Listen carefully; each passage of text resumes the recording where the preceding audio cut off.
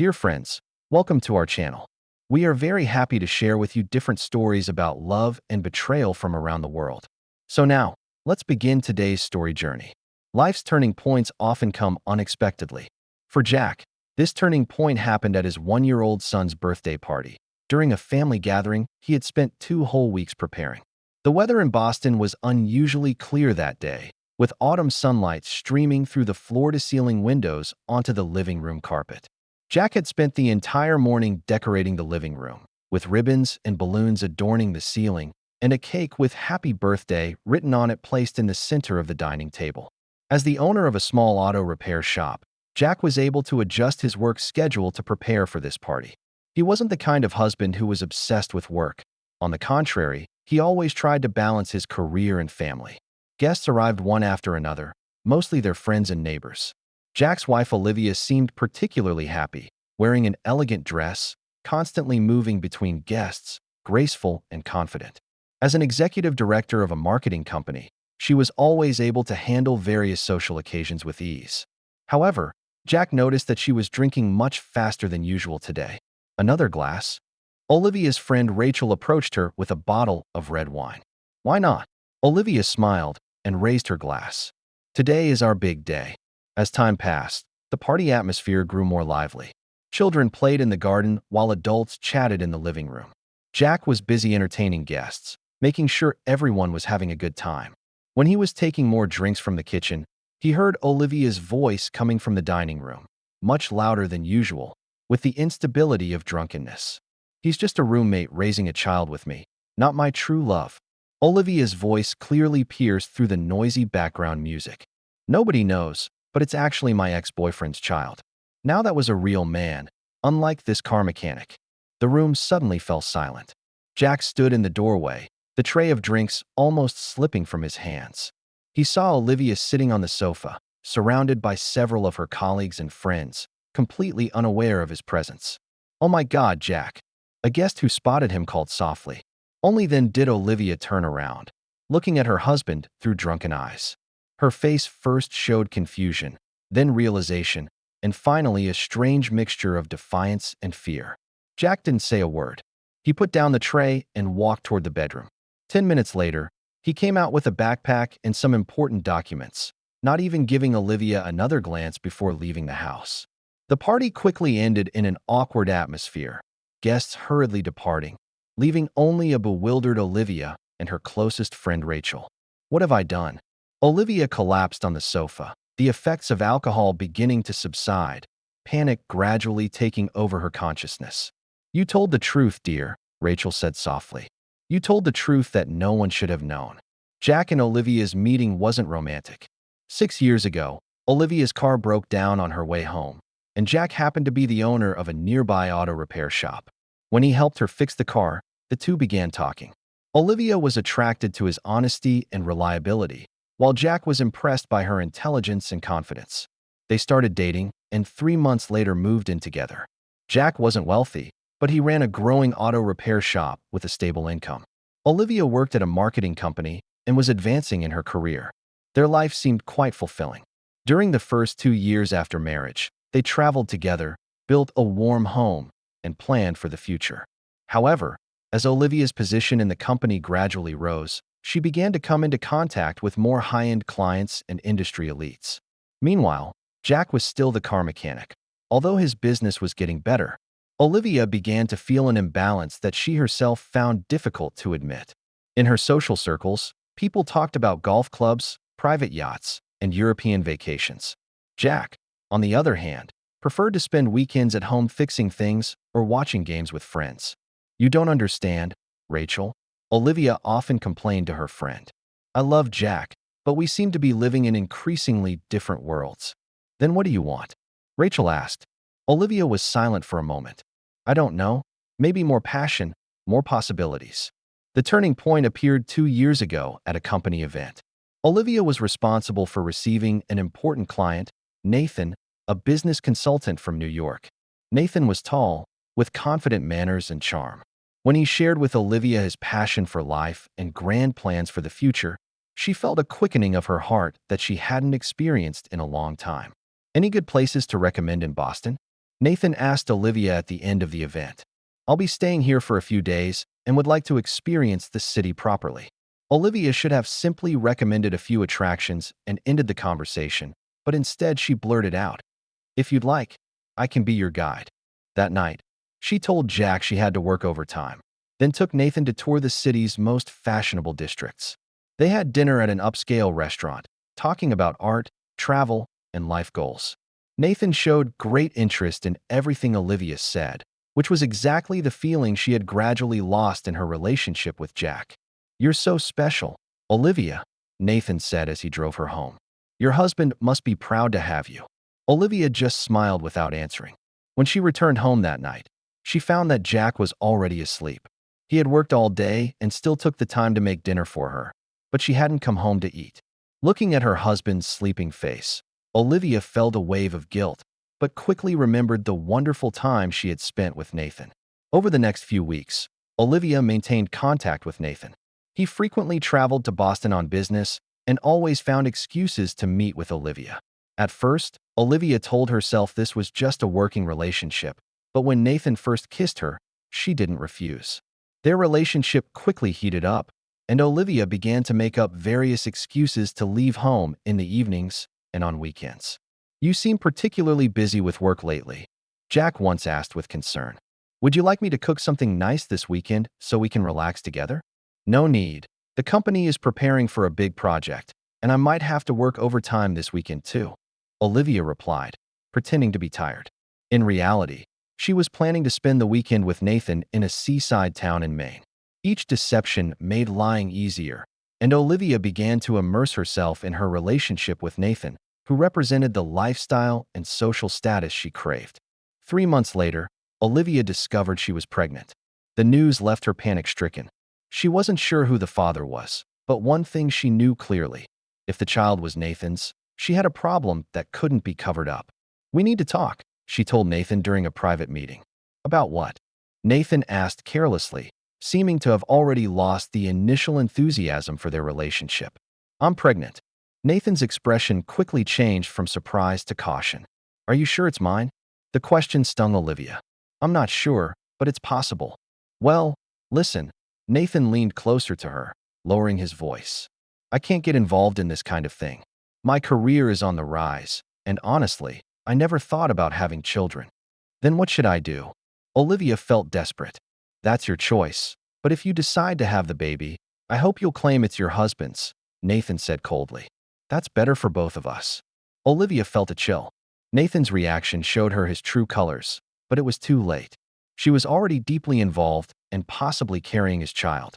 Eventually, Olivia decided to continue with the pregnancy and tell Jack it was their child. She calculated the dates and found that the child could possibly be Jack's, which gave her a ray of hope. When Jack heard the news, he was overjoyed and immediately began converting a room in their house into a nursery. "I'll be the best father in the world," Jack excitedly told Olivia. "Our little one will have the happiest childhood." Watching Jack's enthusiasm and anticipation, Olivia's guilt grew stronger. But she still maintained contact with Nathan, although their relationship became increasingly distant. Nathan began to find various excuses to reduce his trips to Boston, while Olivia had to face what might be an irreparable mistake. After the child was born, Olivia temporarily focused her attention on parenting. Jack was an excellent father, not only participating in childcare as much as possible after work, but also often taking the initiative with household chores to give Olivia time to rest. However, whenever Olivia looked at the child's face, she would think of Nathan and her betrayal. As the child grew, certain features began to convince Olivia that he was Nathan's child. Meanwhile, Nathan reappeared in Olivia's life. When the child was almost a year old, he contacted Olivia, saying he wanted to see her. "Just to catch up," he said on the phone. "I'm sorry about what happened before and want to make amends." Despite inner warnings, Olivia agreed to meet. In a cafe downtown, Nathan showed unprecedented interest. "I was wrong." He looked at Olivia affectionately. "I lost the most important thing. I think about you every day." Olivia was moved by his words, especially since Jack had recently been showing fatigue from work and childcare. Nathan once again became a presence in her life, and they began a second round of secret dates. This time, Olivia was more careful, making sure not to leave any evidence. She set new phone passwords, created secret email accounts, and even used pseudonyms on social platforms to communicate with Nathan. However, she hadn't anticipated that she would say such things at her son's birthday party under the influence of alcohol. After leaving home, Jack went directly to a hotel. He was trembling all over, feeling as if the entire world was collapsing. He had always thought he had a happy marriage and a beautiful family, but now everything had turned into a sham. He sat on the bed in the hotel room, opened his phone to see countless text messages and missed calls from Olivia. He didn't reply to any message, but instead called his friend Mike. "You can stay at my place," Mike immediately offered after hearing what had happened. "Do you need me to come pick you up now?" "No need. I'll come over myself tomorrow. Right now I need some time to calm down." Jack's voice was unusually calm. After hanging up, Jack began to think about his next steps. His first reaction was to check the child's birth certificate. As the legal father of this child, his name was recorded on official documents. But if the child truly wasn't his, he needed to take legal action to dissolve this relationship. Over the next week, Jack moved into Mike's apartment and consulted with a lawyer. He learned that in the child's specific circumstances, if he could prove he wasn't the biological father and that he had been deceived, he could apply to revoke his paternal status. "But you need DNA evidence," Lawyer Davis told him. "Your wife's drunken statements alone are not enough." Jack decided to immediately undergo a paternity test. He still had some of the child's items, including a used comb with enough hair for testing. When the results came back, his last hope was shattered. He had no blood relation to the child. With this evidence, he filed an application with the court and soon received a copy of the amended birth certificate with his name removed. Jack mailed this document, along with the paternity test results, to Olivia. Olivia received this package just after concluding a tense conversation with Nathan. Since the birthday party incident, Nathan had become difficult to contact, and when Olivia finally saw him, he showed unprecedented coldness. "I think we should end all this," Nathan said bluntly. "It's not good for either of us." "But you said you loved me." Olivia couldn't believe her ears. "People say many things, Olivia," Nathan replied coldly. "Just like what you told your husband." Olivia returned home to find a package from Jack in the mailbox. When she saw its contents, her world completely collapsed. She immediately began frantically texting Jack, begging him to come home, to give her a chance to explain, claiming she was just drunk and talking nonsense that day. But Jack didn't respond. Finally, after sending 103 text messages, Olivia received Jack's only reply. "Please contact my lawyer. I've initiated divorce proceedings. Regarding the child, the DNA results are clear, and I believe Nathan will be interested in this news." Olivia fell to the floor, the phone slipping from her trembling hands. She finally realized that because of her selfishness and shallowness, she had lost someone who truly loved her, while the person for whom she betrayed everything had never really cared about her. Jack completely focused on legal procedures in the following weeks.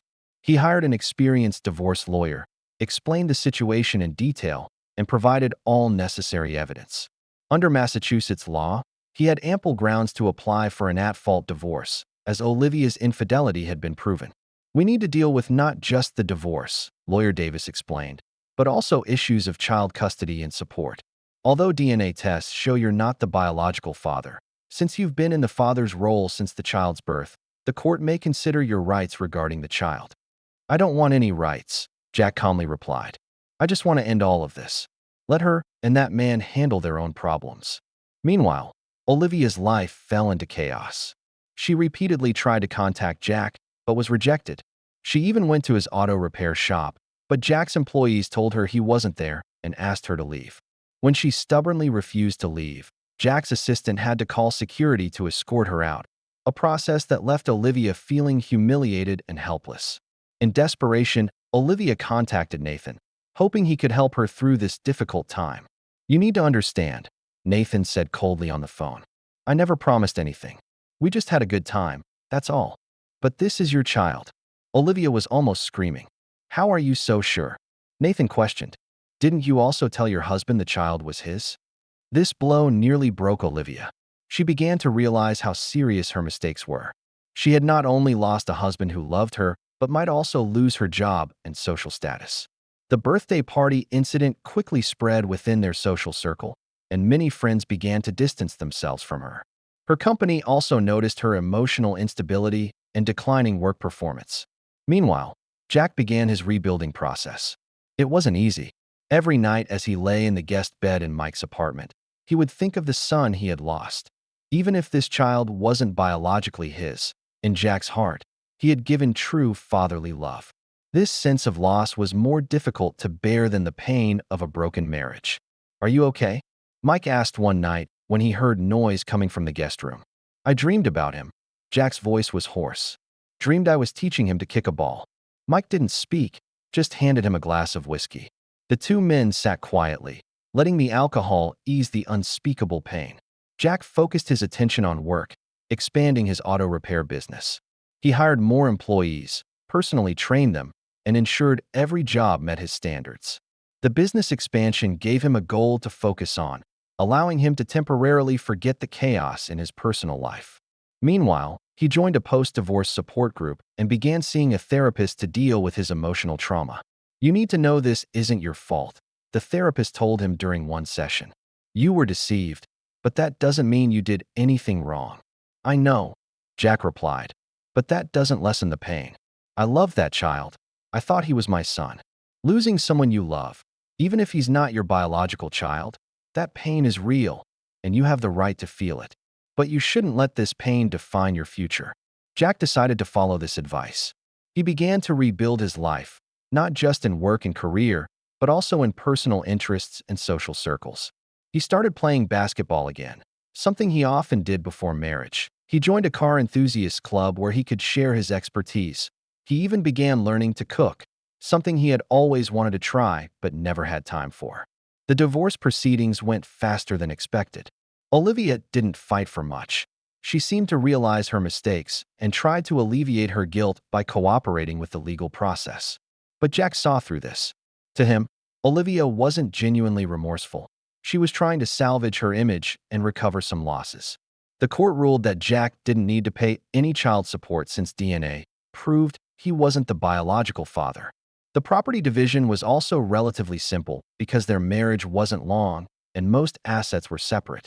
When the judge hammered the gavel for the last time, declaring their marriage officially over, Jack felt a strange sense of relief.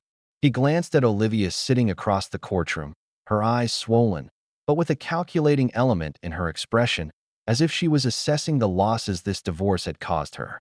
At that moment, Jack truly understood that their relationship had ended long before the birthday party. However, the real retribution came from their respective social and professional domains. Olivia's company began investigating her relationship with client Nathan, as it violated the company's ethical standards.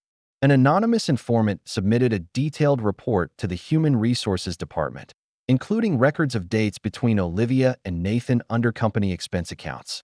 In an internal review, they discovered that Olivia had used company resources to arrange private meetings with Nathan, and in some cases, charged Nathan's expenses to the company account.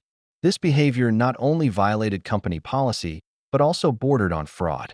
As a result, Olivia was suspended pending investigation and eventually fired. "You violated the company's most basic principles of integrity," the HR manager told her in their final meeting. "We have no choice." After losing her job, Olivia faced serious financial pressure. Her high-end apartment was expensive, and she had grown accustomed to a luxurious lifestyle. Now, she had to raise the child alone, and Nathan refused to provide any help. When she tried to hold Nathan legally responsible, he hired expensive lawyers to delay the proceedings, claiming more DNA evidence was needed to prove his paternity.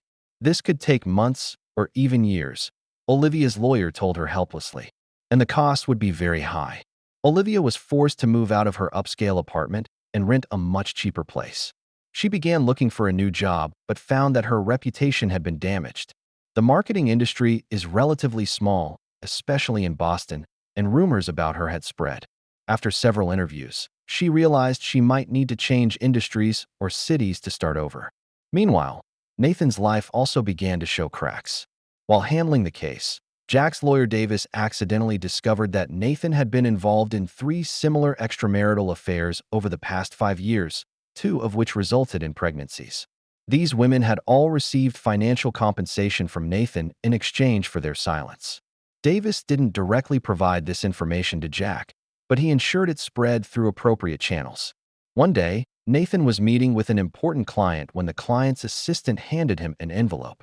"This just arrived, marked as urgent," the assistant explained. Nathan opened the envelope to find detailed records of his past infidelities, including dates, locations, and a list of women involved. Worse, this information had been anonymously sent to his employer and several important clients. "We've received some complaints about your personal conduct," Nathan's supervisor told him in an emergency meeting. "Clients feel it reflects issues with your professional ethics." Nathan tried to defend himself, but the evidence was irrefutable. He was demoted, lost several major clients, and his professional reputation was severely damaged. Worse still, his long-term girlfriend, someone he had never mentioned to Olivia, left him after discovering his multiple deceptions. "Did you really think you could live like this forever?" she questioned before leaving. "Someday, all your lies would be exposed." Nathan tried to salvage the situation, but it was too late. His career began to decline, and clients who once sought him out now avoided him. He began suffering from insomnia, his health deteriorated, and he even started relying on alcohol to relieve stress. By the time he realized he needed to change, he had already lost too much. A year later, Olivia's life had completely changed. Unable to find a position comparable to her previous one, she had to accept a much lower-paying administrative assistant job. She had to adapt to a new lifestyle, giving up many luxuries and learning to live within a limited budget. Whenever she passed the high-end restaurants or boutiques she once frequented, she would feel a deep sense of loss. After a long legal battle, the court finally ordered Nathan to pay child support, but the amount was far below Olivia's expectations. More disappointingly, Nathan showed very little interest in the child. He paid support on time, but rarely came to see the child, always seeming uncomfortable and eager to leave during visits. Most painful for Olivia was the social isolation. Most of her former friends took Jack's side, as they felt Olivia's behavior was unforgivable. Even Rachel gradually reduced contact with her. "I'm not judging you," Rachel said during their last meeting, "but I don't agree with your choices. Jack is a good man. He shouldn't have been treated like that." Olivia tried to explain her feelings and actions, but her words sounded hollow. She began to realize that no matter how she justified herself, the fact was she had betrayed someone who loved her, and she couldn't escape the consequences of this fact. After losing everything, Olivia began to reflect on her values and choices. She wasn't genuinely remorseful about her actions. To some extent, she still believed her relationship with Nathan represented the life she desired. What she regretted was losing the stable marriage and economic security, being socially isolated and labeled. These complex emotions made it difficult for her to truly grow and change. Instead, she fell into a cycle of self-pity and blame. Nathan's situation wasn't much better. The demotion led to a significant reduction in his income, and with child support to pay, his financial situation became strained. He tried to rebuild his career, but past scandals followed him. When he attempted to switch to another company, background checks exposed his history, causing job opportunities to evaporate. Most ironically, Nathan was forced to start assuming the responsibilities of fatherhood. The court ordered that he must participate in the child's life, a major change for someone who never thought about having children. He felt angry and trapped, but the legal requirements were clear. "You know what?" Nathan said to Olivia during a forced parenting exchange. "If you had controlled yourself better initially, we wouldn't have ended up in this situation. If you had been honest with me from the beginning, making it clear you didn't want a real relationship, I wouldn't have made those choices," Olivia retorted. "We both have responsibility, but at least I now acknowledge my mistakes." Nathan gave a cold laugh. "Acknowledge mistakes? You were forced to face reality. If your husband hadn't discovered the truth, you would have continued deceiving him, deceiving everyone." This remark stung Olivia because she knew it was true. Her remorse didn't come from a moral awakening, but from the fear of being exposed and the pain of losing privileges. Meanwhile, Jack's life gradually got back on track. Although the inner scars remained, he learned to live with the pain and became stronger from the experience. His auto repair business flourished, and he even began considering opening a second shop. He started trying to date, but found it difficult to trust others again. He would unconsciously look for signs of deception, even when the other person gave him no reason to suspect. After several dates, he realized he wasn't ready to start a new relationship. Give yourself time, Mike suggested during a night gathering. You don't need to rush into another relationship. Heal yourself first. Jack decided to follow this advice. He began to focus more on his personal growth and inner peace. He enrolled in a photography course, a hobby he had always been interested in but never tried. Through the lens, he learned to see the world in new ways, capturing beautiful moments in ordinary things. 2 years after the divorce, Jack accidentally met Claire at a photography exhibition, a single mother who was there with her 6-year-old daughter looking at the works. When Claire made some professional comments about Jack's photograph, they began talking and discovered that Claire was a professional photographer. Your composition is unique, Claire said, pointing to Jack's work. But I think if the lighting was handled more softly, the emotional expression would be stronger. Jack wasn't offended. On the contrary, he appreciated Claire's honesty and professional insights. They exchanged contact information and began meeting regularly to discuss photography techniques. Over time, their relationship evolved from professional exchange to friendship, then to a deeper emotional connection. With Claire, Jack felt an unprecedented ease and authenticity. Her straightforwardness and independence made him feel secure, and her love for her daughter showed him her gentle and responsible side. What happened in your past? Claire asked when their relationship had developed to a certain point. Jack honestly told her the whole story. I don't know if I can fully trust a relationship again, but I want to try. I understand, Claire replied softly. Trust takes time. We can take it slow. Everyone has their past and scars. What's important is how we learn and grow from them. One day, Jack accidentally encountered Olivia at a supermarket downtown. She looked tired and haggard, quite different from the confident, polished woman in his memory. She was calculating the prices of items in her shopping cart, seemingly worried about exceeding her budget. When she looked up and saw Jack, her eyes flashed with surprise and embarrassment. She hesitated, seemingly considering whether to greet him, and finally gathered courage to approach him. Hello, Jack. Her voice was more raspy than he remembered. Olivia. Jack nodded briefly, his face expressionless. You look good. Olivia tried to start a conversation. I need to go, Jack replied coldly, pushing his cart away. Jack, wait. Olivia hurriedly followed. I just want to say I'm sorry. You shouldn't have gone through all that. Jack stopped and turned around. His eyes held no anger, only a calm detachment. You're not sorry for me, Olivia. You're sorry for yourself, for everything you lost. Please don't confuse the two. Olivia's face turned pale. That's not fair. Fair? Jack softly questioned. What's fair? Was it fair when you betrayed my trust? When you made me love a child who wasn't mine and then took him away? Or when you acted in front of me for 5 years? Don't talk to me about fairness, Olivia. I know I made mistakes, but… No, you don't, Jack interrupted. You only regret the results, not the actions themselves. If you hadn't gotten drunk that day, if the truth hadn't been revealed, you would have continued your lies, continued your betrayal. That's the difference between us. With that, Jack turned and left, leaving Olivia standing in the supermarket aisle, tears sliding down her cheeks. This encounter made Jack realize he had truly let go of the past. He no longer felt anger or pain, only a calm acceptance and determination not to let past hurts define his future. When Jack returned home, Claire was preparing dinner in the kitchen, and her daughter Emma was drawing in the living room. Looking at this warm scene, Jack felt a deep gratitude. He had lost a lot, but had also found new possibilities for happiness. Is everything okay? Claire noticed Jack's expression seemed a bit unusual. Much better than before. Jack smiled and answered, walking forward to help her prepare the ingredients. On the other side of Boston, Olivia returned to her small apartment, placing the shopping bags on the kitchen counter. Her son was watching TV, completely unaware of his mother's inner struggles. Olivia looked out the window, thinking about her choices and their consequences. She didn't really regret her relationship with Nathan. In some ways, it represented the excitement and social status she craved. What she regretted was losing her sense of security and stability, being judged by society. Even after so many hardships, deep down she still believed that if she could do it all over again, she might make the same choices, just being more careful not to get caught. Meanwhile, Nathan sat in his downgraded small office, staring blankly at the computer screen.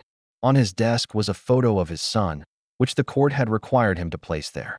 The child in the photo bore a striking resemblance to him, but he felt no warmth of fatherly love. For him, this child was merely a continuation of his past mistakes, a burden he now had to bear. In different corners of the city, these three people continued with their respective lives, each carrying the impact of the past forward. Jack chose growth and healing. Olivia was trapped in self-pity and blame. Nathan was dealing with the consequences of his behavior. No one could escape the consequences of their choices, for better or worse. These choices formed their reality and shaped their future. If this story resonates with you, please don't forget to like, share, and subscribe to our channel for more interesting content. We look forward to seeing you in our next story.